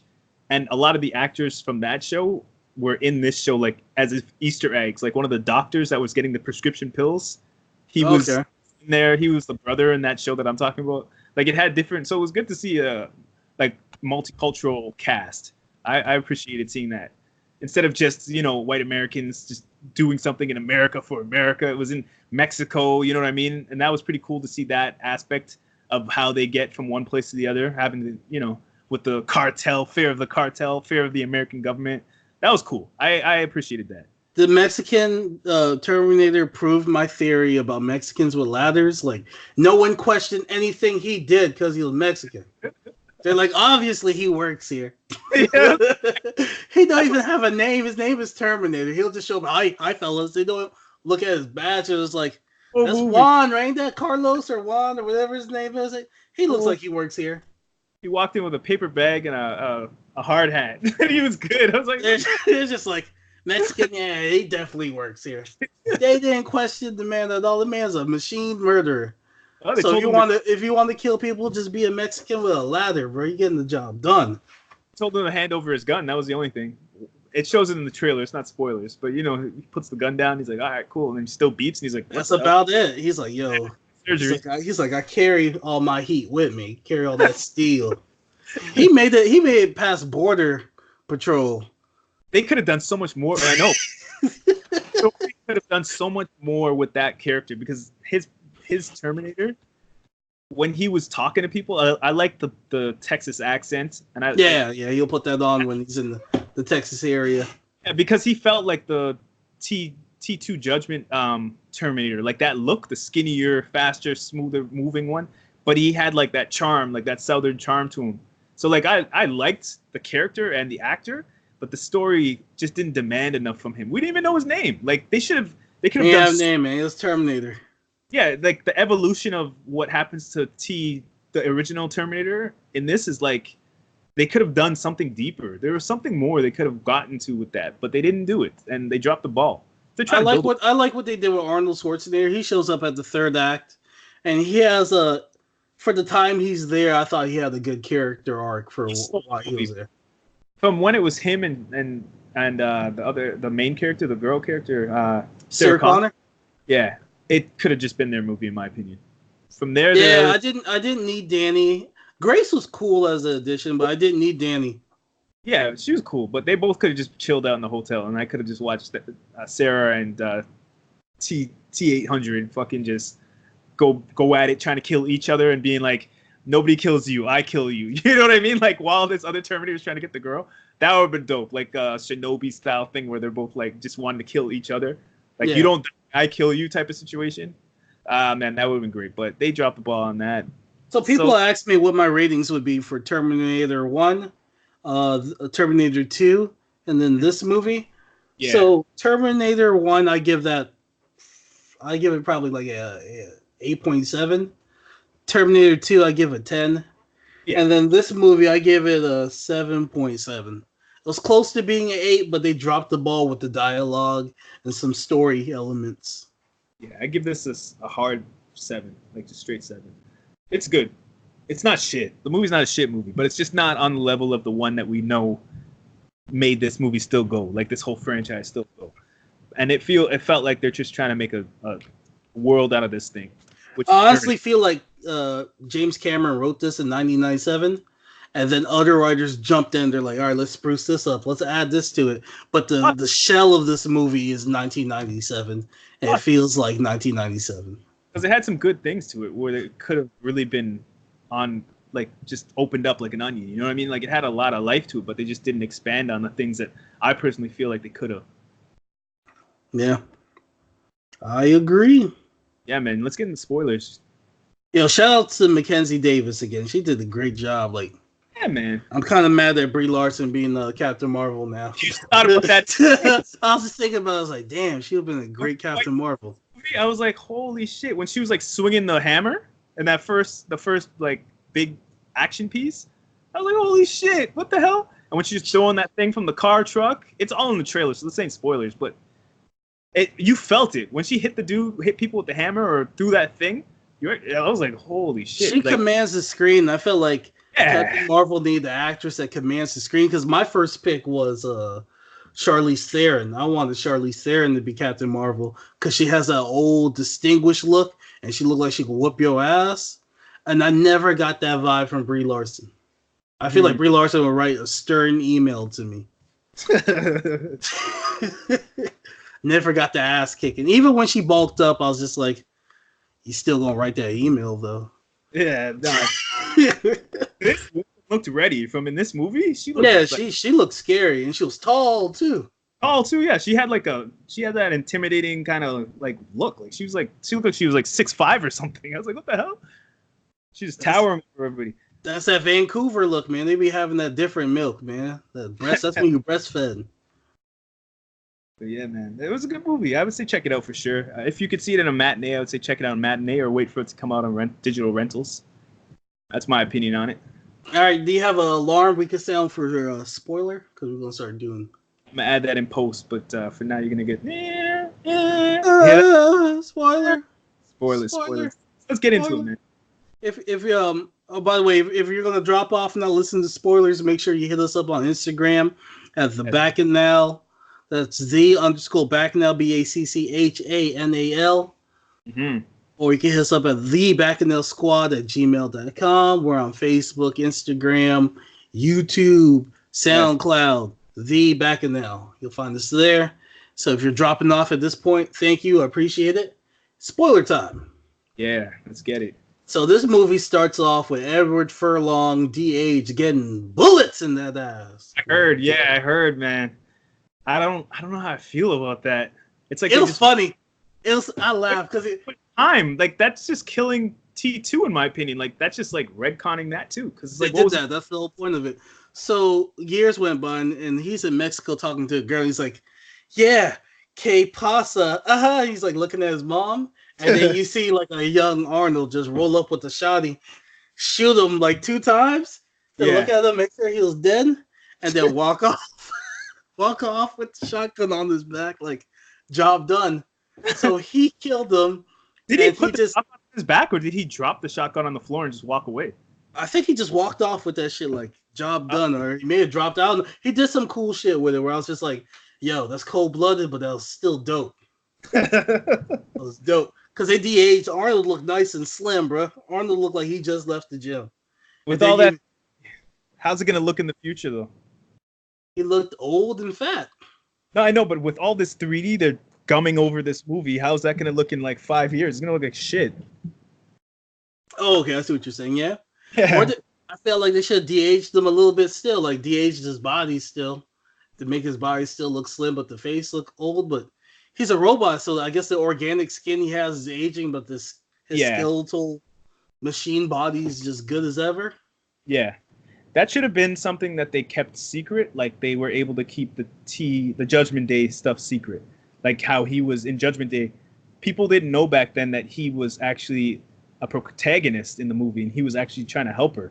They thought he's chasing after her again. So when that twist happened, that was like the second best twist to like I Am Your Father from Star Wars. That was so impressive. In this movie, they should have tried to hold something back like that, where it's like we don't even know he's gonna be in this movie or something. You know, like some sort of secret to make it big. Or they could have changed the genre. The first movie was a horror film. The second movie was an adventure film. So what are we gonna do for the third? Make it a comedy? Like they should have did something different. I don't know.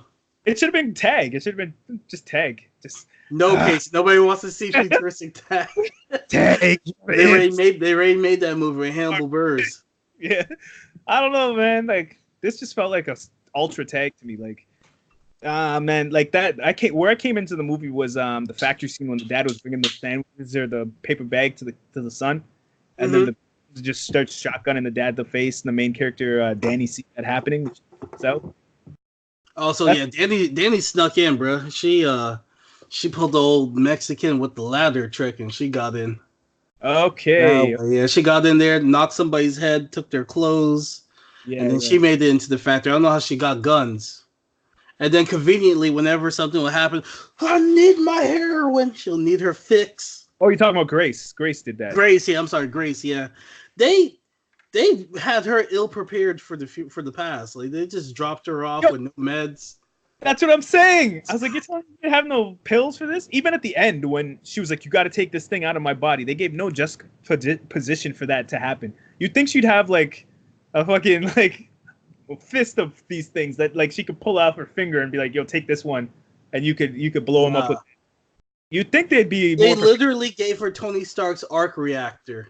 Last minute, like they're like, last minute, and they pulled it out of her chest. They gave no foreshadowing for that whatsoever, in my opinion, from what I saw in the movie to that being the case.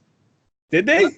Not really, and I kept getting a weird vibe between Grace and Danny. I was like, is it a sexual relationship or like a maternal relationship? Because there's times where she acts like, Danny raised her like a daughter, but then there's other times she's looking at Grace. She's looking at Danny like had them cheeks clapping a couple of times. Like, I couldn't tell what was going on.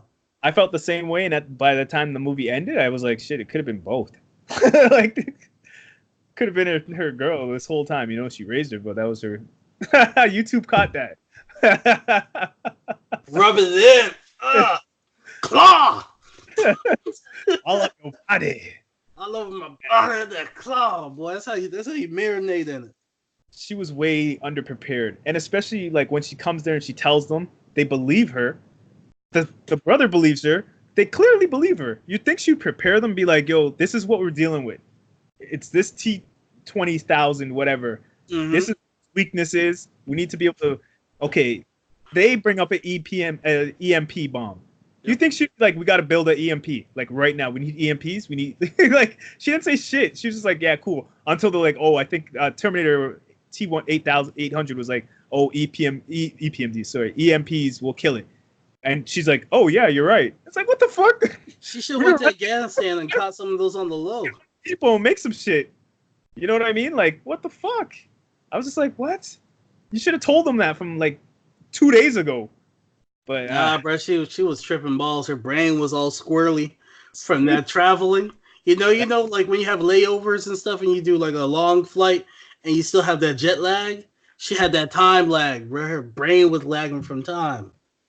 You're telling me it's been 30 plus years since the first movie came out, and the technology to go back in time is still the same. Like, yeah, it's still naked. They can't even put a pouch or something on her.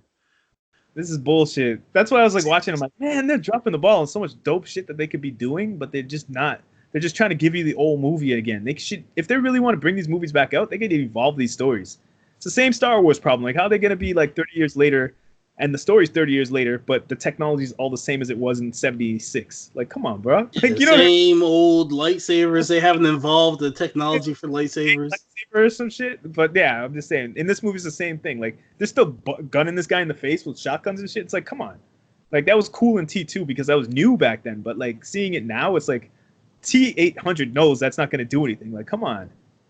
What would be the evolution of a liquid Terminator? Like a Terminator infiltrates your dreams? Like, don't sleep, it's the Freddy Krueger of Terminator. I don't know, man, vapor or something. He just rains on you. He just sees like a GPS signal where you are, and you just see him start raining down. I don't know. Like, that's what I'm saying. Like, why? Sexual transmitted disease, man. It'd be like the movie It Follows, where he's like, you got me now. And I'm with you for life. And then it's like the way that they're so claimed to be advanced. Like you would think they would shoot more than one back in time by now. They should have shot like a whole they didn't dive into the backstory of Legion. They're like, okay, Judgment Day stopped, but they decided to keep making stuff anyways, and that's Legion. They're like, who is they?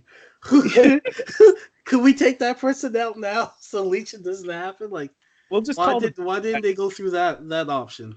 Yeah, and the Legion guy, like, he has so much personality. You'd think he would have been like, man, these humans ain't too bad, man. You know, like, there's a scene where like he was talking to Arnold. They're going back and forth. Like, he could have been like, life here ain't too bad. I think I'm gonna stay on this earth and just wild out. It's like, why didn't he just kick back and be like, you know what, this is all good, man. Like, you have to go back or else my people will die. And it's like we should get some sort of understanding to why the robots are gunning for humans so hard. Like, you guys are killing the environment, you know, like, say something. And then and then they're like, okay, we got to meet some sort of understanding, or else you guys will just keep coming and we'll keep fighting. We have to find some ground. You know what I mean? There's space. Also, time works differently. It seems like time works kind of like Marvel, where there might be a separate timeline, because it seems like the T-800 came from a different timeline that doesn't exist anymore. That's what's so messed up with this. So he didn't, because I feel like he would have been like, oh, I'm disappearing. Like, that don't happen. Like, nah, you're here. Okay. Yeah, some Back to the Future shit. Nah, those rules don't work in this world. That's why it's such a broken story, just to get Arnold back in there. And it's just so many broken things where they could have evolved this Terminator story to, like, not just being a one-dimensional thing and actually being like, yo, y'all fucked up the environment. That's why we're trying to eradicate you. And then they're like, they got him like locked in with a magnet or something. That's where he breaks down. But they show you like the robots are messing up the environment more than the humans. So I'm just like, what are the robots even doing, bro? That's what I'm saying. That's why I'm like, we need another side of this world to be like, okay, I get it. Like, do you know what I'm saying? Like, I'm not a writer or nothing, but we need more from the bad guys now. In this day and age, we need to feel their plight to be able to evolve a story now. Like a Killmonger. Or, you know what I mean? Like Thanos or something in this world. Like, they didn't do nothing. It's still this one-dimensional dude who got tagged last, and he's just trying to chase you down for no reason. It's like, leave me alone. I feel like the villain should be Mother Nature, like in the M. Night Shyamalan movie where they're mad at global warming. So Mother Nature came up with their own organic Terminator. Yeah. And then that comes after them. That would make more sense than the nonsense we have where they're just like, we told that one guy not to do it. And then he's like, YOLO, and he decided to create. And with the philosophy and the theory, the way this story is going, let's say they killed her, there would just be another her that's born later that comes to get them. So they gotta go back in time to kill that person, and then there's another one, and then they kill the robots. There's more robot comes back. It's just a stupid back and forth. Kill the guy that created Legion, delete the code. But then there's going to be another thing that's not Legion or Umbrella Corp or... There's going to be something else that'd be like, it's called herpes, bro. Like the STD? Yeah, man. It's a mean virus, bro. It's organic. The best is like in the Dark Knight when they're like, oh, we keep you alive and give you hope so that we could terrorize you with that. You know, like, we need some sort of, as a viewer, you need some sort of anchor to hold on to say, okay, I know the bad guys have this and that's what they need. So that's why we need to kind of stop them or understand. I don't know. That story could have been. What if we send somebody now to our time? They're like, yo, we gotta stop Instagram. They're like, what happens? Yo, in the future, people start killing themselves for likes, bro. We gotta stop this shit now. We gotta put an end to it now. Yeah. But this story had a lot of potential, but they just went bare basic and gave us a basic popcorn action flick. I was surprised Rock wasn't the fucking bad guy in this. You know, it's just for John Cena, man. For John, like, felt like it could have been something like that, man. The dude did a great job, though. It's just the story was broken to me. The action scenes were great, though. Let's talk about those action scenes. Like I liked all the stuff with Arnold. Like even when Arnold like slid down, like, was it the Hoover Dam? I don't know where they were. Yeah. When he slid with that metal arm, I was like, that shit's fly. That was dope. It was just stupidness, but it was great. You know what I mean? It looked cool, yeah. Like the whole chase scene at the beginning was great. The plane scene was amazing in my opinion. I was actually like, holy shit, when they fell out the fucking thing with the parachute. Yeah. And they're falling. They thought they were good, and then she's like, we're falling too fast. And I'm like, oh shit. I was like, why? If she wants to be running it all up and down the block like that, why does she make them jump on her back and she just uses her strength that she supposedly has to? Nah, then she's gonna burn too many calories and need heroin. Then she need that heroin again. Plot device. Yeah, man, it was a plot. That was definitely plot. Just like we need to slow her down somehow so Arnold. That's like faulty design. They're like, yo, we're gonna be strong as hell, but like your metabolism, man, you're gonna get hungry and start shaking. Yeah, like once Sarah Connor was in the story, she just started like that was like Sarah Connor's introduction. Like that character, Grace's character, fell apart. And then Sarah Connor would come and pick everybody back up. You notice that every time. Yeah. Sarah Connor was like the heart and soul of the film. Like I didn't feel like Grace or Danny, the character she's supposed to be protecting, need to be there. I didn't care for Danny at all. She was a good actress, but I'm just like, okay.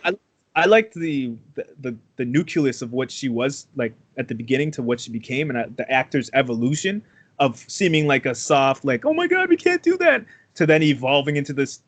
Screw that. We're not dying here. You're killing me or everybody's dying. You know, like she just turned into a bad man. You know what I mean? I liked her evolution. And as an actor, you actually see her go from like softy to hard. And I like the way she did that. But like a penis, see? Evolution.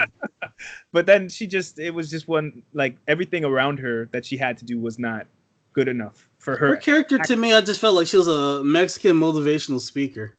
Like in the future, they're like, "Yo, them speeches, though, like they get you." She's like the Joel Osteen of the future. She's just going around giving motivational speaks. Like, we don't need to fight. We need to fight them. Like they kind of have her like Martin Luther King, kind of.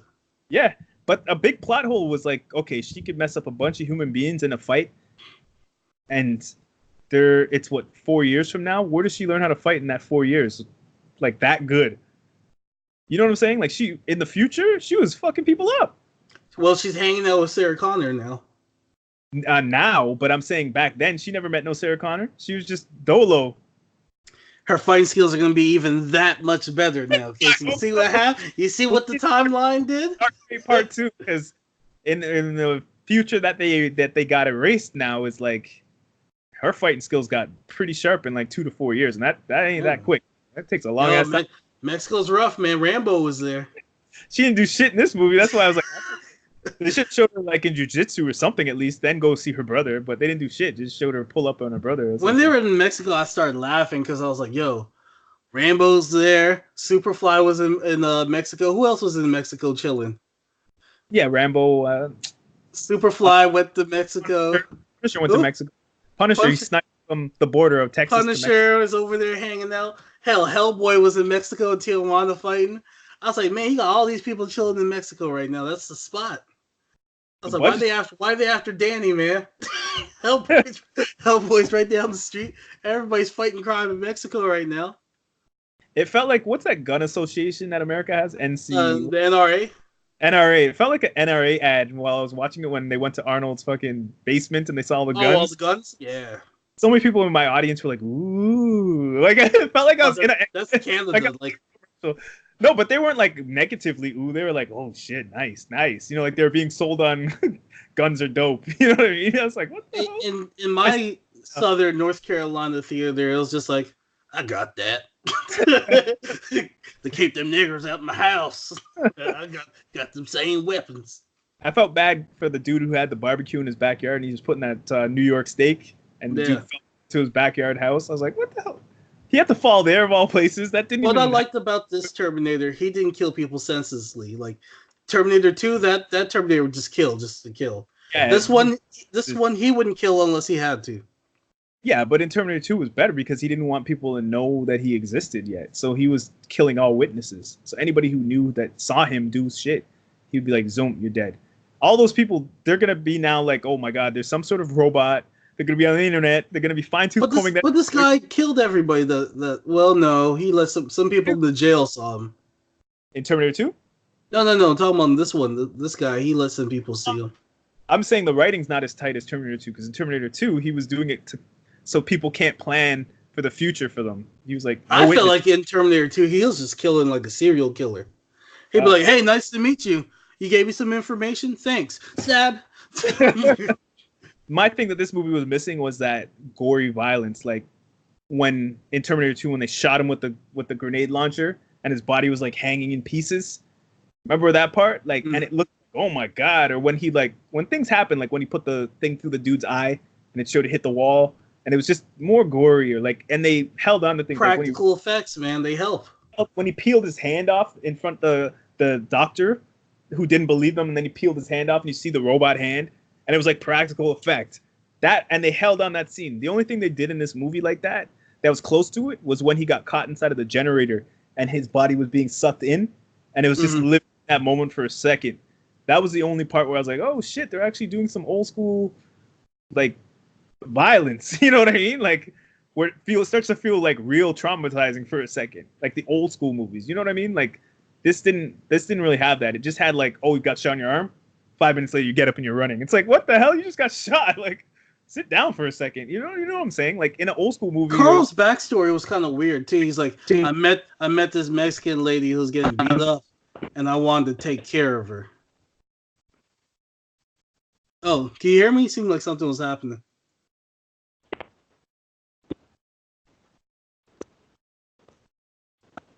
You were breaking up for a second. I don't know what. Yeah. It was something was happening. I was saying that the character Carl, the T-100, Arnold's character. Yeah, he was his backstory was kind of weird. It's just like he just met this Mexican lady getting beat up, and he was like, "This will be a cool experiment. Let's see if I can hang around the family and raise a kid." Yeah, it was for comical relief, but the jokes didn't really hit that hard to me. It was only funny. Didn't hit at all. Nobody laughed in my theater. Yeah, it was only funny when he was like talking about something, and it seemed like it was a serious thing. Remember before they got the EMP bombs? Yeah, he's serious, like it's like world-ending type of stuff. But it ends up he's just talking about like they wanted gray rooms for the daughter, and I said polka dots. You know, like, and I was like, oh, that's actually funny because I thought it was a serious scene, but that was like, oh, that's kind of funny. But the rest of them, just nothing.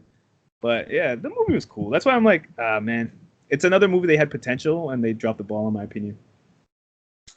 I'm about to lower my score down to 7.5 then, man. Yeah. I'll watch those action scenes again, though. Netflix or something digital, I'll fast forward to that plane scene. I'll watch it again. That underwater fight was fucking sick. Yeah, that was dope. Yeah. So any more thoughts on this? No, I think we covered everything. Arnold steals the movie. Linda Hamilton does a great job. Grace, played by Mackenzie Davis, is good, but she's overshadowed by Sarah Connor. Danny, played by Natalia Reyes, is the background character. Yeah. And Gabriel Luna does a great job as Terminator, but he doesn't have enough material to actually display and shine all his talent. Yeah, even when Danny was fighting the robot at the end, when the robot was kind of beat up, that robot could have like just broke her neck right there. Yeah, she was doing dumb stuff. I was like, why you take she did everything but whip out the EMT. Like, you would have got stabbed with the EMT first hit. Like, I'm not playing with you. Yeah, I was like, strong ass robot. Yeah, she's trying to bat down the robot with like a pipe. I was like, what are you doing? What's going on? He would have broke her neck in 2 seconds in real life. It just fell on her and just crumpled and, you know what I mean, blew up. Yep. Hugged her and blown up. Like, I don't know, man. That part was stupid. I was like, this is just. And then a guy had to come in and save her. I didn't like that.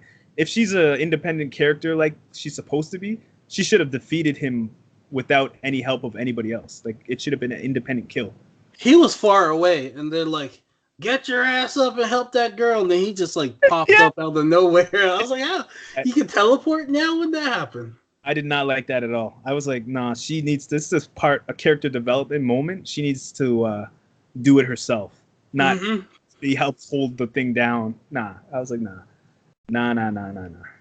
But yeah, man, that's my thoughts on this movie, man. I'm gonna have to watch T2 again, man. That was pretty good. It's immaculate, man. That movie just still looks great, like, to this day. Yeah, I have it in 4K. I picked it up Black Friday last year, and I haven't watched it yet. And I was like, yeah, I might have to go back and watch that. Watch that motorcycle scene when he has the kid on the bike and he's taking the shotgun and flipping the gun when it cracks open and he flips it around and he's shooting it. That scene alone is like blockbuster movie, like magic. Like, I haven't seen another movie do something that simple and make it look that epic. Where that shotgun has been in video games and all kinds of stuff. Oh, that's in Doom. Yeah, man, because of that scene where he's cracking the shotgun with his hand, like he's just whipping it and flipping it around and then popping people. Nah, man. That's what movies are about. Not this cheap remake shit we're forced to watch. I'm walking out the theater, to be honest. I'm seeing the Star Wars poster and big stuff. I'm seeing the just retold stories. It's all retold stories. I'm seeing the three girls. What's that thing called with the three girls? Charlie's Angels. That poster. I'm seeing all these remakes. Just that's all we're getting now. So, nah, we should demand more as customers from these movies, man. Not even good remakes either. That's what I'm saying. Like, we're at a place where we could evolve these stories, but they're just trying to tell us the same thing that they told us in the 80s with new characters. Not working no more, man. They gotta evolve this shit. Yo, you want to see what Edward Furlong looks like now? I don't even know who that is. Oh, okay, him. Oh, man. Damn. I'm about to hit the gym tomorrow off this picture. Drugs, bro. God. He looks clean right there, but this is what he looked like recently.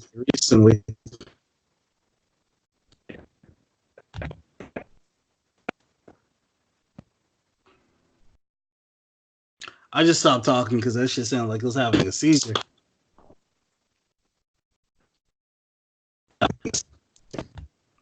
You're breaking up again. I don't know what's going on. Yeah, Skype's tripping, man. Skype's acting like it needs an insulin shot.